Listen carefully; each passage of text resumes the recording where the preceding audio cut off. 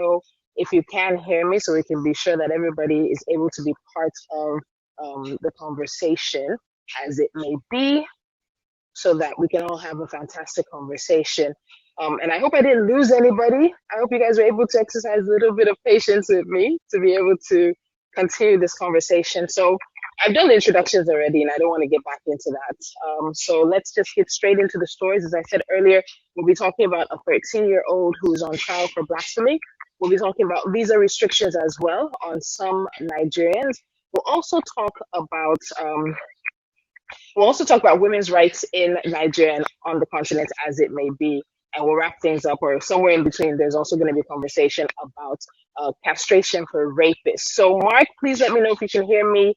John Jansen, you were with me earlier. Dale Josh, you were with me earlier as well. I hope you guys can clearly hear me now so we can have a really good conversation.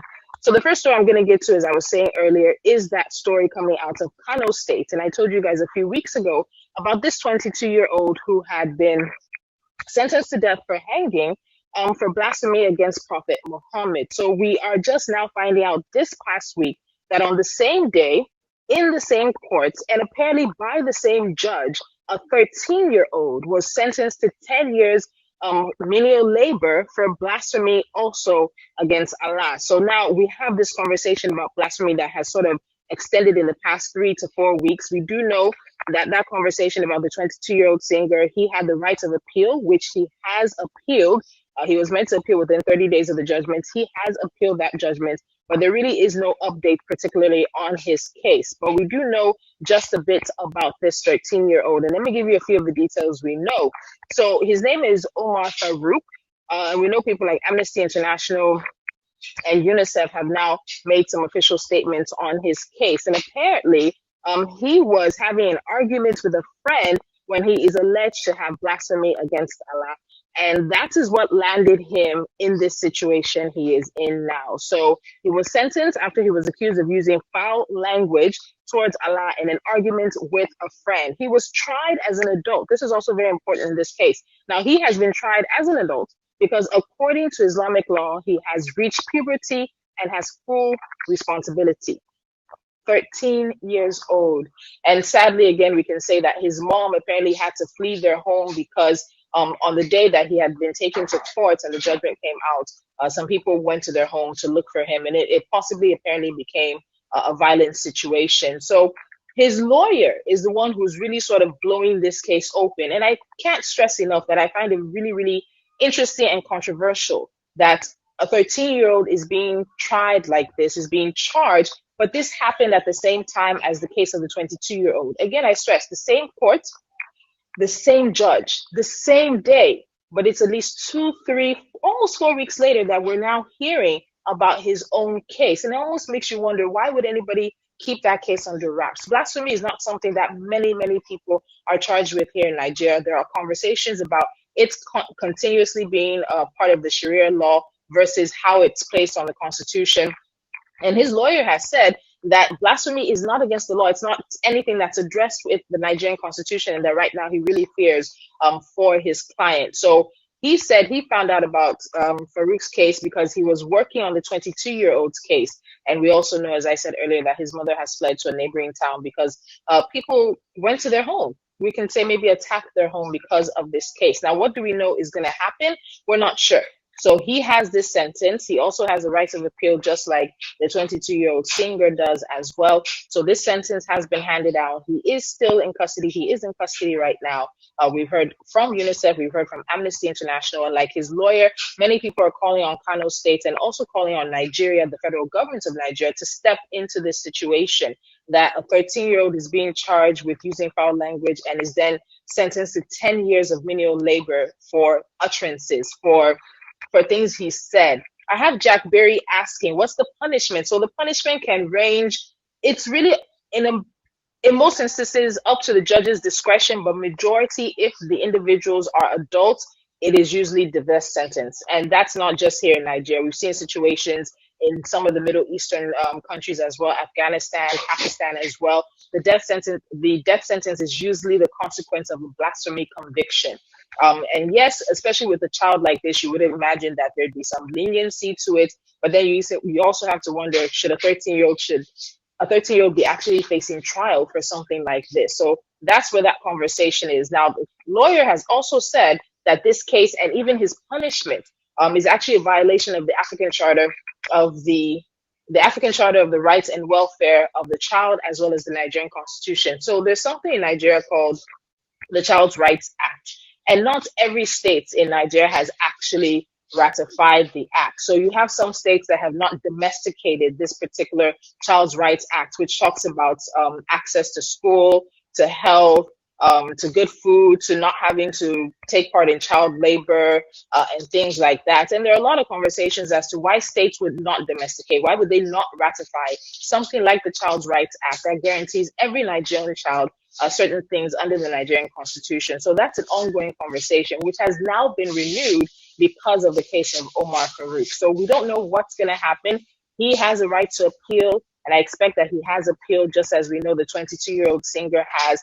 But this is Kano State, a blasphemy case, two individuals on the same day. It's been a while since Nigeria has put anyone to death, and particularly put anyone to death for blasphemy. But we did hear a few weeks ago that the governor of the state said that if the 22-year-old loses his appeal, he would not hesitate to sign the death warrant. And he has a lot of people supporting him in signing the death warrants. A lot of people actually even asking him to sign the death warrant, as it may be. So that's part of the conversation as well. So that's one that I will be following closely. If there are any stories, I'll be dropping them on the timeline. If there are any updates, I'll make sure to touch base with them on the weekly tab reports. So let's move on to another story. And this is coming from Kaduna State. And Kaduna State happens to be the third largest state in Nigeria. The governor of the state is an interesting, some would say controversial figure in Nigerian politics. But that being said, there are a number of things that Kaduna State has been hailed for. And well, on social media, this has been one of them. So recently, this past week, the governor of Kaduna State announced that they were amending a particular law that deals with rape and sexual assault in Kaduna State. So they have passed a law that is now allowing for surgical castration of rapists. And it doesn't really deal with male rapists, it deals with female rapists or female sexual assaulters as well. They would have their fallopian tubes removed. This story has generated a lot of conversation. We have a sexual violence situation in Nigeria. And it was just a few weeks ago, around the end of June, let me not say weeks, around the end of June, that there was a massive conversation and a hashtag that was trending, which was end GBV, end gender-based violence, and states of emergency on gender-based violence. We had a number of Nigeria's leading women's rights organizations really championing that conversation, championing that cause. They were pushing the conversation. It made it all the way up to the presidency, made it to the National Assembly, which is our version of the Congress. We had the Speaker of the House of Representatives make comments on it. And then afterwards, it's been quite quiet in terms of any actual action from people in positions of authority who can make something happen. And we don't have a very good record with convictions of rape cases. We don't. In fact, we can actually say we have a dismal record. Our conviction of rape cases nationally across the country is not even in the triple digits. So that's a conversation we can probably take on another day. But for today, we're looking at what Kaduna State has said. So let me just let you in on the details of what Kaduna State is saying right now. So what they have said is that they want to be tougher and stricter on rapists and those who molest children and anybody who's even not a child. And we do know, as I said earlier, several women's rights groups have asked for more strictness, have asked for special courts to address the cases, have asked for special training for the police, have asked for sexual assault referral centers. There are not so many of them. I always have this conversation, and I have to give kudos to Lagos State for the domestic sexual violence response team that they started. And we've been asking many other states to emulate what Lagos State has done with establishing the DSVRT, but we don't have a lot of that across the country. We don't have many sexual assault referral centers across the country. And the situation when it comes to sexual assault and rape, when women go to report, is the same situation many women report outside of Nigeria, outside of Africa. It's something that many women can recognize. What were you wearing? Why were you there? Who is he to you? Did you tease him? But here they take on those kind of questions, take on a bit more cultural and traditional context in how they're asked and how they come about. So this is what the governor said. The governor is Nasser El Rufai, and he said that drastic penalties are required to further protect children from this serious crime. So the previous law carried a maximum penalty of 21 years imprisonment for the rape of adults and life imprisonment for the rape of a child. The previous law carried a maximum penalty of 21 years imprisonment for raping an adult and life imprisonment for raping a child. But now things have changed. And so these are the amendments that are in the new law that Kaduna State, that the governor has signed. So you know that those who are convicted will be listed on the sex offenders register, which will be published by the Attorney General of Kaduna State. If you are convicted of raping a child below 14, the sentence is surgical castration and death. If you're convicted of having sexual intercourse with a male child under 14, the sentence is surgical castration and death. If a female adult is convicted for raping a child, the sentence is removal of fallopian tubes and death. If the victim is above 14, the sentence is surgical castration and life imprisonment. If the convict is a child, that is, if the person who is said to have done this is actually a child, they will be sentenced under the Children and Young Persons Law of Kaduna State. If you're convicted of raping a child below 14, the sentence is castration and death. We've gone into that, and of course, so you have a lot of surgical castration and death being the consequence for rape, as well as removal of your fallopian tubes. Now, during my research, there are a number of countries that have gone into looking at whether it's surgical or chemical castration that would be used for pedophiles, for rapists, and things like that. And it's very clear from the research and from the data that it's not an absolutely foolproof method of making sure that those who have offended one time do not offend again. While the numbers range from 0 to 10% of those who actually go through surgical or chemical castration that repeat the crimes, it's not a foolproof method. So looking into the chemical castration part of it, they talk about some of the drugs that they are given, that they may have to go for weekly injections using something like Depo-Provera. And in terms of the side effects, because of the side effects, many of them will stop. Looking at the fact that even if you go through with surgical castration, what happens when people take testosterone as a drug and try to bring back their testosterone levels, and that's not the only place that testosterone is also produced in terms of surgical castration. So there's a large conversation, and some have said that this might actually lead to less cases being reported because it seems such an extreme answer to the conversations being had in Nigeria around sexual violence, around children being assaulted and raped, around women being assaulted and raped. And I think about my two previous HAPS lives, I talked about the situation of sexual violence and gender-based violence in Nigeria. I had a colleague from South Africa join me because it is a conversation that many African countries have to wrestle with. There's a cultural context to it. There's a traditional context to it as well. And so that's a conversation many of us have to wrestle with, and have that conversation with the religious leaders, have that conversation with the traditional leaders, have that conversations in schools. We don't have a sexual health and reproductive health curriculum. It's not spread across schools. So if a child is gonna learn about sexual health and reproduction and things like that, they're gonna learn it from their parents. But because many of us, not any different than many parents out there in any part of the world, didn't really have conversations with our parents about, quote unquote, the birds and the bees, there are many parents who don't know how to have these conversations. They don't even know where to start. Some will even tell you that no one had the conversation with them, so they're fine. They don't need to have the conversation with their child. But in terms of a world where we're talking about consent and we're talking about selfing and we're talking about so many issues, it's quite necessary that we equip young children, young people, with the answers, at least with enough information for them to be able to make the right choices and to know when people are trespassing on their personal boundaries and their personal safety. So coming back to this story, so there have been different reactions. Again, as I said, some have said this might lead to a reduction in the number of cases being reported, and it's been a struggle in Nigeria to even get cases reported. It's been a very big struggle. So some have said this might lead to a reduction of the cases that are being reported. Some have also said that you can find situations where rapists are now murdering their victims. So they're trying as much as possible to ensure that they're not brought to justice. That it's when you have a living victim that you can bring someone to justice, or that when you have a living victim is when maybe a case can be reported. So there are concerns about that. There are also concerns, of course, about Nigeria's overall justice system. And this seems like such an extreme punishment. What happens if you're wrong? It's almost similar to how many people feel about the death penalty, the finality of it all. So that conversation is on, but the governor of Kaduna State has signed it. It has been amended. The law has been amended and it has gone into effect. And right now, people are waiting to see who might be the first person who serves this punishment and to see what happens. I can see a few people. Jack, thank you. Jack Berry, thank you so much for joining.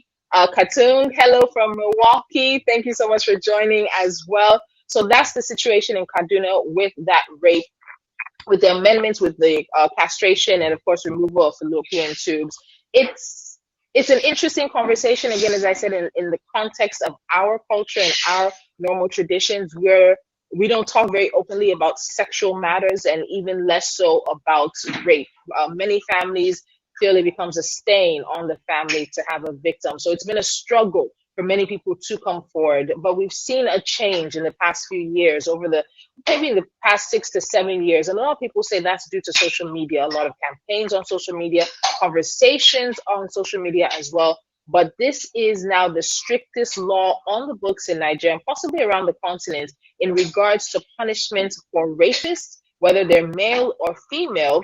And it splits it into a child that's 14 years and younger, or somebody older than 14 years. So the story it's been carried internationally this week because, of course, it is such a big story that everybody has a reaction to. So I'd love to hear from you guys what your reaction is. I know there were a few states, or I don't know if I should say are a few states in the US that have at one point in time done chemical castration.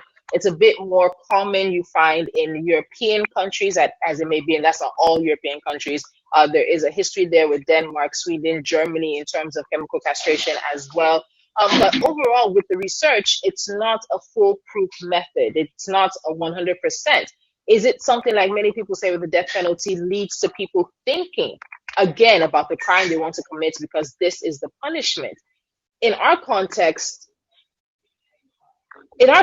where you have conversations about crime and punishment and the justice system, unfortunately, there are many crimes that go unpunished in Nigeria. And there are crimes that people are found guilty, or that people do go through the rigors of a trial and then are found guilty. But there's a lot of conversation also around how the justice and the legal system will play into this. There are issues with torturing of suspects to get a confession. So what if you torture a suspect and he confesses to rape that he did not commit, and he ends up surgically castrated? There's also conversations around some people, not all, but some individuals, and mental capacity when it comes to these issues. Where is the line when these conversations are being had? So this is just something that was released just this week.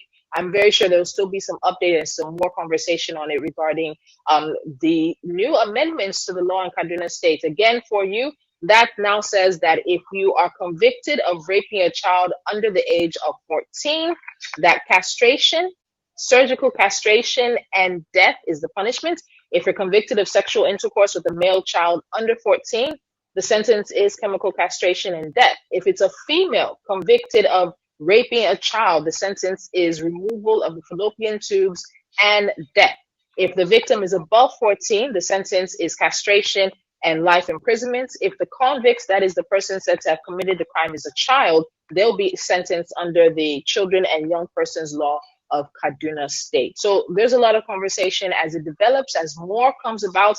If the government walks back, I don't think that's going to happen. This governor is not very well known for walking back on things like this, and it definitely would have been something that has gone through the Attorney General of the state, gone through a number of people before the amendment was made and the governor signed on it.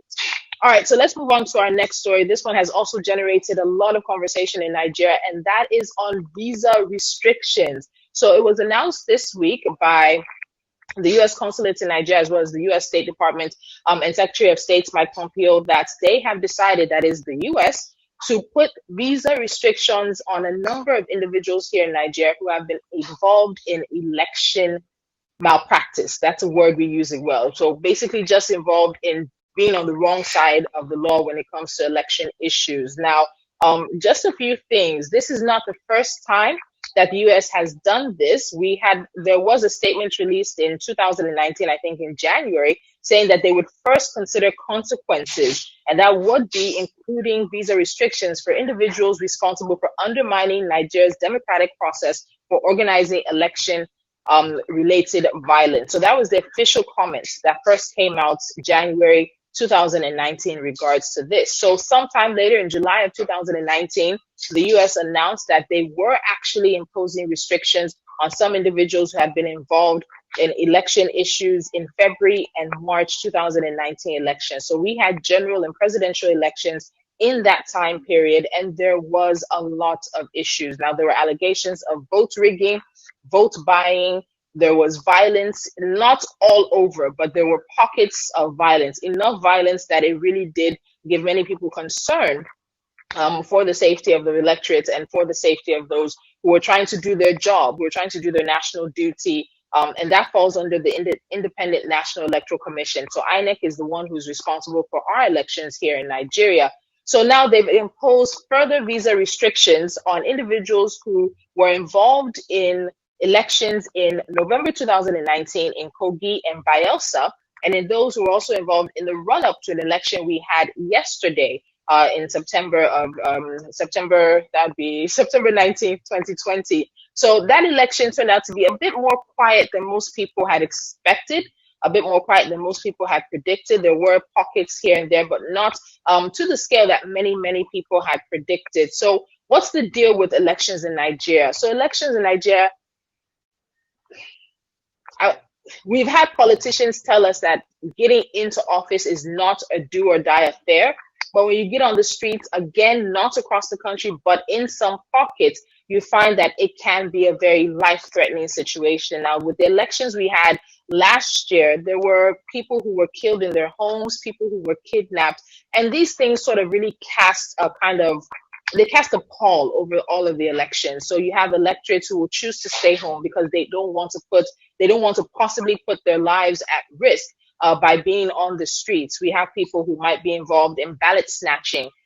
They'll go into a polling unit and carry a whole ballot and run off, and it's really bad. You have vote rigging as well and vote buying. So the process of voting here in Nigeria is you have a voter's card, and you present that card in the polling unit you're registered to. So when you present, you get your thumb printed. When your thumb goes on ink, we still vote in a quite, in an interesting way anyway. So you get ink on your thumb, and then you use that thumb to vote for a party. You're not voting for a person here. You vote for a party, and the parties are put into boxes on the ballot. And then you sort of, put it into the ballot. So there have been situations here where people have been induced to vote a particular party or in a particular manner by money, inducements with money. Some it's been inducement with goods like food or recharge cards. That is recharge cards. It's what you use to power your phone, basically, so that you're able to call and use the internet and things like that. So those have been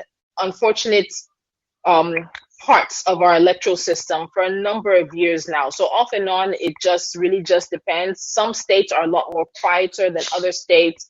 Some areas have an unfortunate tendency towards more violence. We see that when they have elections coming up as well. But they really highlighted Kogi and Bayelsa from last year. Bayelsa was a very, very bloody scene, unfortunately, for the elections last year. And they also marked the run up to the elections that held just yesterday. So it's just been interesting to see that the reactions overall on social media from Nigerians have been a thumbs up to the American government for doing this, and they believe that they should even go further. Some have even called for the bank accounts of some of these individuals, because there are some politicians here in Nigeria who have bank accounts in the US. So they've called for the bank accounts of those individuals in the US to be blocked so that they can't access the dollar, they can't access foreign exchange.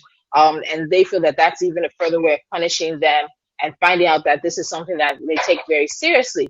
People have even gone further to ask the European Union, the UK, and other countries to follow America's lead with this visa restriction. Now, there were no names mentioned officially, but as it happens in many places, there have been a number of people, a number of politicians that Nigerians have felt are the people who have been targeted by this. So it's really interesting to see how that's playing out. And there's one more aspect of this conversation I'll bring, but I don't know what would a list really be good? Would a list really be good? In some instances, I know that the U.S. will come out with lists when they have sanctions. We've seen it with Iran and with Russia as well, naming companies, naming entities, naming family members.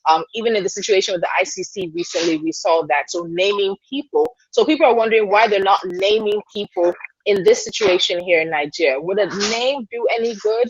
Is it further embarrassment? Where does naming somebody in terms of this kind of situation come into play? Now, another interesting angle of this story is that some Nigerians have said that the U.S. lacks the moral fortitude to be issuing visa restrictions, given the situation of what's happening in the U.S. right now under President Donald Trump, which involves the U.S. Postal Service. So many people are following the situation, the politics and the election lead up in the U.S. very closely here in Nigeria. A lot of people have had conversations about that. There are people who lean towards the Democrats, who lean towards the Republicans. There are vocal supporters of Trump, vocal non-supporters of Trump, also on Nigerian Twitter, as we call it. But some have said that that the U.S. lacks moral fortitude to impose visa restrictions on Nigerians when we can see what's happening in the U.S. involving President Trump and the U.S. Postal Service and this whole conversation about mail-in ballots and things like that, especially in the context of Corona. So it's been interesting to see how people are bringing their own opinions and bringing their own spin into this and sort of responding as well to that situation. So, okay. I see Mountain Maker 9. Thank you so much for joining me. SHN Captain, I think I see you as well. Thank you so much. If you have any questions about any of these stories or you want me to go back over what I've said that maybe you missed, just let me know and I'll very gladly do that. So what else? So those are the things we know about elections. So this has been an issue. The 2019 election turnout was a lot less than it was in 2015. And there are those who've been following the trajectory of voter turnout in Nigeria, and it has been reducing basically since almost 1999 when the country returned to democracy. So there are conversations and there are concerns with, of course, the safety of voters, with the integrity of the ballot, and people being able to trust the election process, the political process as it may be. Do our votes count? That's something you hear a lot. In some of my years on radio, when we'd have conversations around election times, I would have people call me and tell me I'm wasting my time, that their vote doesn't count, that they're very sure it's not the vote that they are voting, that their friends or their neighbors are voting, that's being counted to get a winner. And so you have that context, and there's a lot of conversation as to how the federal government of Nigeria, regardless of who sits at the helm of affairs, can really bring the trust of the public into the election process. But one thing I will say, and also the time I've learned, voting is a very small part. It's a big, small part, but it's a small part of what it means to be a democracy. And I think with citizens, when you cast your vote, we can't go to sleep. Citizens cannot, in any country that is a democracy. You can't just cast your vote, cast your ballot, and think you can go home and go to sleep and that's the end of it. No, you need to constantly be up and doing. Transparency, accountability, consequences for politicians who are not doing what they should be doing, or not doing it the right way. And I know as I'm saying this, I'm just thinking of a few things in my head. But that's a conversation we continue to have here in Nigeria. So if there's a lack of confidence in the voting cycle and the voting methods and everything, people won't bother to go out. So you find that it's easier for people to win. Less people are going out. You need a less number of a majority to win. And all of those things are things that affect all of us in the long run. So it's all part of what we've been doing and having conversations about. So what we are hearing from organizations that have been involved in election monitoring and things like that, over 620 people died in election-related violence in 2019. More than 620 people died. Elections, it's the vote. It should be some of the most peaceful times. but it's not for us, unfortunately. So more than 620 people died in election-related violence in 2019. You also have a part of the conversation, of course, that talks about whether the U.S. has the moral fortitude to be the one imposing visa restrictions on Nigerians, and people asking, who are they? Tell us who they are. If you're restricting their visas, if you can give that information out in terms of other situations, we deserve to know who they are. I don't know if the US will hear our call or hear people's call to really let us know who and what and how many. Does it involve people's families? So we'll see what happens in that regard. All right, so my final story is one that I'm taking from Botswana, but I'm going to show you the connection it has to not just Nigeria, but a lot of the African continent. So this past week in Botswana, President Masisi announced that he was amending the 2015 land policy. It's really important that we remember 2015. This is just 5 years ago. So why is this something that women's rights activists in Botswana have been applauding the president for? And I'll tell you why. Because that policy from 2015, from 5 years ago, stopped wives from owning land if their husbands already owned property. So as I am now that I'm married, I want to buy property for myself in my name, whatever, however it may be. But in Botswana, because my husband has already owned property, I was barred legally from owning property. This was a policy that was put into place in 2015. So one of the first questions I had when I read this story was 5 years ago, what were the drafters of this policy thinking in terms of excluding such a large majority of women from the right to own land? We may never really know what was going through their minds, but many, many people are very thankful and happy that President Masisi has amended that law now. So he has changed it this past week. And he himself acknowledged that it was a discriminatory policy and it discriminated against married women and did not give them equal treatment with men. And he said that he's very happy to say that discriminatory subsection of the policy has been repealed. Now, under the old policy, only unmarried women or wives of women who did not have land already could actually own land. Only unmarried women or wives of see, it confuses me. Only unmarried women or wives of men who did not own land already were eligible for land rights. So it's really interesting that it's something I'm finding difficult to sort of, really put into perspective that 5 years ago, people, policymakers in Botswana thought that this was something that they should put into a law that really excludes such a large percentage of the population. So this discrimination, this discriminatory subsection in the 2015 land policy actually left millions of women, married women, widows, and single mothers from access. They could not access the land that they lived and worked. And now that's another part of the conversation, which is really quite vital. So land that they access and work. Across the African continents, the majority, well, across the world, the majority of farmers, small scale farmers, are women. But because, particularly on the African continent, because of customs and traditions and policies like this, those women do not own the land that they work. They don't own it. It's owned maybe by the family and it's sort of leased or rented to them. It's owned by their husband, owned by their brother, whatever it may be. So women across the continent, they face a host of obstacles towards owning land that they're working, putting their sweat and their tears and sometimes their blood into. So you also hear that, according to the World Bank, about 40% of countries have something that's like this, something that's skewed in terms of inheritance rights or restricted authority over access. And this happens to women in about 40% of the countries on this planet. It's just really interesting to think about that. Again, 2015. Someone in Botswana thought that this was still something that you should put into a policy or something. Even if you didn't put it in, the unintended consequences must have been considered even in 2015. So we know that now, according to the president, this new policy or the repeal of that policy will now protect widows, protect orphans who may also be the heads of their households because of situations beyond their control. So I said that it reminds me and I would relate it. So in Nigeria recently, there was a Supreme Court judgment that has a lot of cultural and traditional context to it. And it has a lot of stories attached. And it also sort of comes back to the conversation about women's rights on the continent. And it's a story about a woman whose father died without a valid will. So her father died. She has a stepmother and a half brother. And she was basically, because there was no valid will, they attempted to cut her out of inheritance or being part of the administrators for her father's estate. She took them to court. So in court, she won at the Lagos High Court. The family, I would assume at this point, the stepmother, the half brother, maybe whoever else was involved, appealed the decision. She won at the appeal courts as well.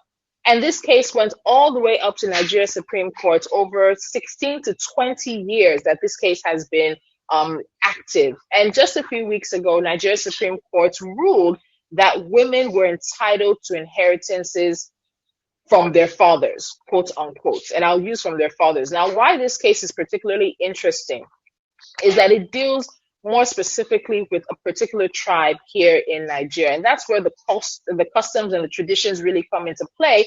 And you also see how, as Africans, we're trying to find, I don't even know if it's a balance that I would use, but laws that are trying to end discrimination, that are trying to bring about equity and equality, are meeting obstacles when it comes to culture and tradition.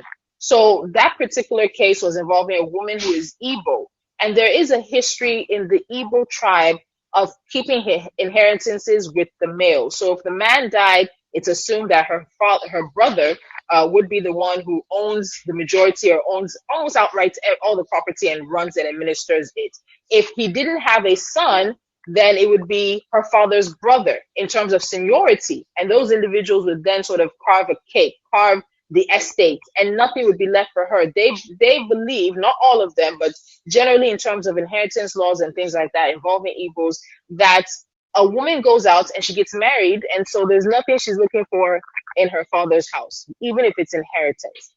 So that case went through many, many years in the Supreme Court. She won a judgment which is not just for her, but for all women. Of course, it is a Supreme Court judgment, but for all women in Nigeria who might be cut out of inheritance. But it has also, again, generated conversation. You have a number of people saying that before there was a Supreme Court, before there was an entity called Nigeria as a federal republic, they had customs and procedures and traditions and rules that guided their way of living that precede the laws of the Supreme Court or the laws of the Federation of Nigeria. And they're going to keep to that the Supreme Court cannot tell them to leave their traditions and their customs aside. We've had some traditional rulers, those are chiefs and kings, who have been very vocal and said that this kind of judgment from the Supreme Court is going to lead to chaos.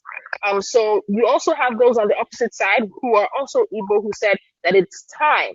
It's time for the Igbo and any other culture or tribe, ethnicity that it may be, to embrace more equal treatment of women, equal treatments of women in their societies and in their daily lives. So it's really going to be interesting. You do expect to see more of these situations happen and be challenged, because just because I've gotten married and I've left doesn't mean that if my father dies, I should have nothing in his house. And that woman who took that case forward, really, for many people, she doesn't know what she has done in terms of really changing things. But it's going to take a while. We all know that it takes time. Customs and traditions are not set in stone. They develop over time, and we feel like they're stagnant. We feel like they don't change, but they do.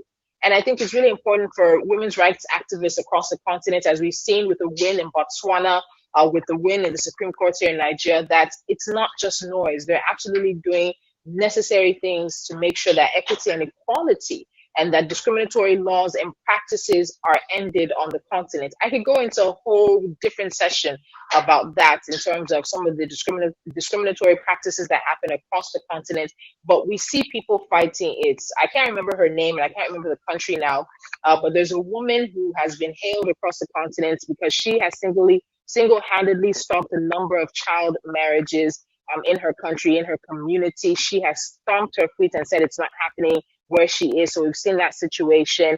Botswana, where many, many people are happy about that change now. Botswanan wives can own land separate of their husbands, separate of their families as well. It's even today that I think I was reading, I don't want to get the country wrong, but it's a Middle Eastern country. And before, women's names were not on their children's birth certificates. And it was just this weekend that the leader of that country changed that. So now women can put their names on their children's birth certificates.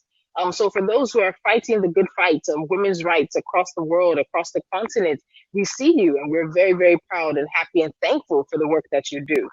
So that's really about it today. Those are the stories I have for you. It's been an interesting week to see how things have developed. So we talked about the 13-year-old in Kano State who has been sentenced to 10 years for blasphemy against Allah during an argument, allegedly during an argument with his friend.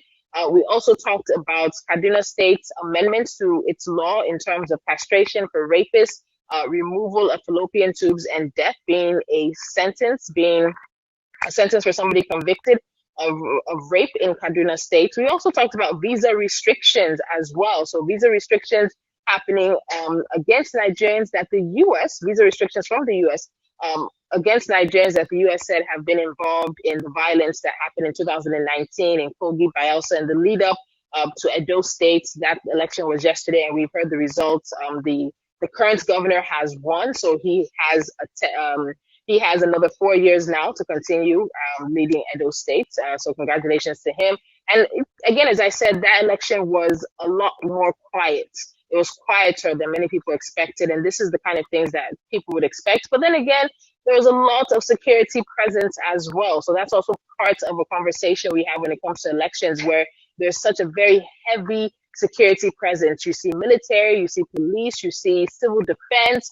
And even in some cases, that tends to scare people as well when it's such a sort of, I won't say militarized, but it's just a very strict security situation. And when we have elections, there's restriction of movements. Usually, most times, there's restriction of movement from the night before, or depending on the states and depending on the situation, maybe a day before as well. So that restriction of movement lasts till the night, the 12 a.m. that the election day ends. So it really does sort of stand things still in that particular vicinity if an election is happening. That's why people want more peace. People want to vote and go about their daily business. They don't want everything to stand still because they're voting, but we're not there yet. And we hope that Nigeria will get there at some point. And then the final story was looking at women's rights on the continent, looking at what's happening in Botswana. Wives can now own land separate of their husbands. Before, the land policy of 2015 actually barred wives whose husbands already owned land from owning land. And President Masisi has repealed that, and he himself called it discriminatory and has repealed that. So those are a few stories I really kept my eye on. There's a lot more, and you'll see them on my timeline. So please just make sure that you're following and you follow and you look at my timeline. I'll bring you some interesting stories from here in Nigeria, and definitely anything that catches my attention from across the continent. So let me just tell you again, I have a really great guest who's going to join me next week. I'm really excited about that. I don't know if many of you know Big Brother. The franchise is absolutely massive in Nigeria. It was quite big also on the continent, but they've sort of changed. Like it's not as active. There's no longer Big Brother Africa. There used to be a Big Brother Africa that would take housemates from different countries across the continent, but it seems a bit of a focus has been on Big Brother Nigeria. It's very, very, I cannot emphasize how popular it is. It leads to hashtags, trending hashtags almost every day. Housemates become celebrities. So it's a really interesting social phenomenon. And next week, I'm going to have the person who won the very, very first Big Brother Nigeria. He's going to join me on Haps Live.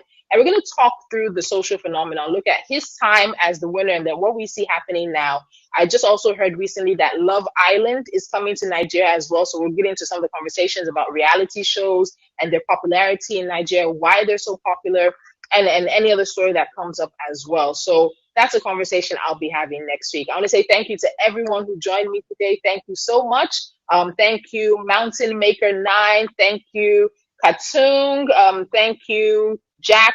I also say thank you to Mark, who is a very great active supporter. I very much appreciate that. I had Adele Josh with me, and I also had John Jansen earlier as well. So thank you to everyone who joined me. I had a very great day again, just running you through a few of the stories that have been popping up here in Nigeria. I look forward to seeing you. And during the week, I'm trying to get better at making sure that I give you just quick bites. When news breaks, just a quick intro to that news, what's happening, how it's doing. So you'll probably be seeing my face a lot more regularly on your Haps timeline. But until next time, do have a great day. And as we say, I'm Yoruba Girl, I'll say